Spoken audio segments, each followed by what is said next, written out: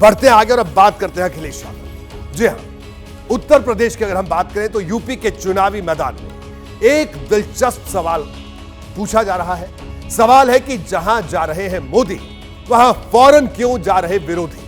सवाल अखिलेश यादव से जुड़ा है। दरअसल वो बारी बारी से उन लोकसभा सीटों पर प्रचार के लिए पहुंच रहे हैं जहां पीएम मोदी प्रचार कर चुके हैं। कल प्रधानमंत्री अलीगढ़ में थे तो आज इसी लोकसभा सीट पर अखिलेश यादव ने चुनाव प्रचार किया। एक तरह से देखा जाए तो यह अखिलेश यादव की हिसाब बराबर करने वाली सियासी रेस है। आजादी पार्टी जिंदाबाद जिंदाबाद जिंदाबाद। जय जय जय जय जय अखिलेश, जय अखिलेश, जय अखिलेश। जोश और उत्साह ऐसा दिखाई दे रहा है कि अलीगढ़ वाले इस बार सब रिकॉर्ड तोड़ने जा रहे हैं। वही लाल टोपी, वही गुलाबी गमछा और बीजेपी पर हमले का वही पुराना अंदाज। ये जो गारंटी देते घूम रहे हैं, ये गारंटी उसी तरह की है जैसे कोरोना में हमसे और ताली थाली बजवाई थी। ये लोगों को गारंटी नहीं, घंटी दे दी है कि जाओ बजाते रहो। जो ये गारंटी है जुमले से 10 साल लंबी है।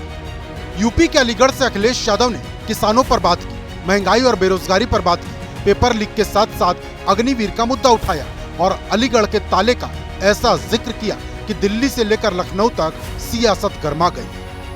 मैं अलीगढ़ वालों से कहूंगा कि एक ऐसा ताला बनाओ, हम सब लोग मिलकर के भाजपा के गलत मंसूबे हमेशा हमेशा के लिए ताला लगा दें। ये जो मंसूबे हैं उनके नफरत फैलाने के, ऐसा ताला लगा देना कि हमेशा हमेशा के लिए नफरत बंद हो जाए। चुनाव प्रचार अलीगढ़ में हो तो ताले का जिक्र हर कोई करता है।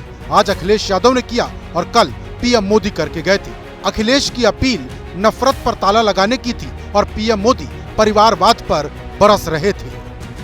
और पिछली बार जब मैं अलीगढ़ आया था तब मैंने आप सबको अनुरोध किया था कि सपा और कांग्रेस के परिवारवाद, भ्रष्टाचार और तुष्टीकरण की फैक्ट्री में ताला लगा दीजिए। और आपने ऐसा मजबूत ताला लगाया कि दोनों शहजादों को आज तक इसकी चाबी नहीं मिल रही।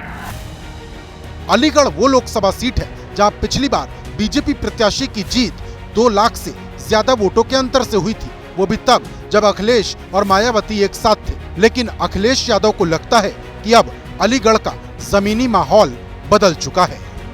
ये भी भ्रष्टाचारी हैं, अपराधी हैं, सब इनकी गोदाम में पहुंच गए हैं, भारतीय जनता पार्टी की गोदाम में। और जब से इलेक्टोरल बॉन्ड की बात आती है, इनका इलेक्टोरल बॉन्ड ने बैंड बजा दिया।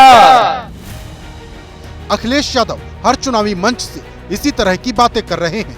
बीजेपी को कभी संविधान बदलने के मुद्दे पर घेरते हैं तो कभी इलेक्टोरल बॉन्ड पर, और दावा यहां तक है कि इस बार एनडीए 400 पार नहीं बल्कि 400 हार की तरफ बढ़ रही।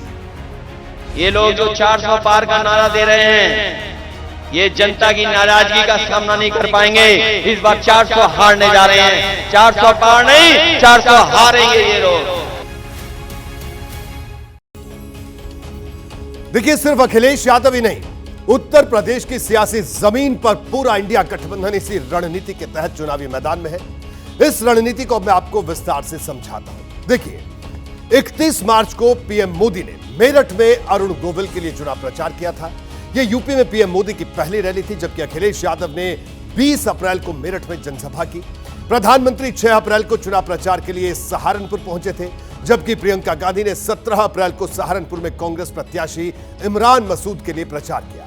6 अप्रैल को ही पीएम मोदी ने गाजियाबाद में रोड शो किया था। जवाब में अखिलेश यादव और राहुल गांधी ने 17 अप्रैल को गाजियाबाद में प्रेस कॉन्फ्रेंस की थी। प्रधानमंत्री ने 9 अप्रैल को पीलीभीत में जनसभा की थी। इसके जवाब में अखिलेश यादव ने 12 अप्रैल को पीलीभीत में जनसभा की।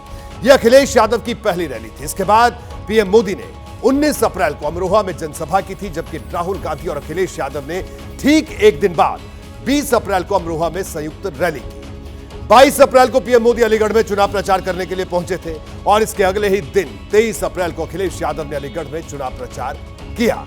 तो यह समाजवादी पार्टी की रणनीति, यानी पहले पीएम मोदी का प्रचार हो रहा है और उसके बाद इंडिया गठबंधन के नेता उस लोकसभा सीट पर प्रचार के लिए पहुंच रहे हैं।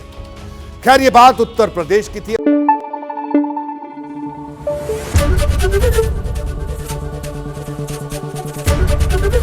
एबीपी न्यूज आपको रखे आगे।